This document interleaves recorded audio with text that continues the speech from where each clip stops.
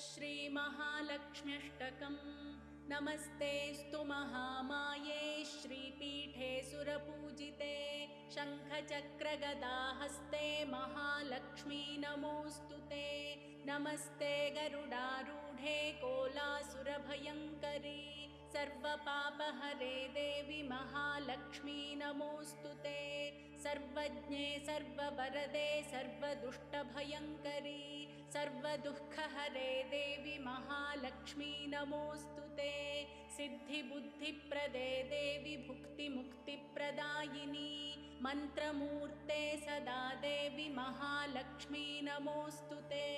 आद्यन्तरहिते देवी आदिशक्तिमहेश्वरी योगजे योगसम्भूते महालक्ष्मी नमोऽस्तु ते।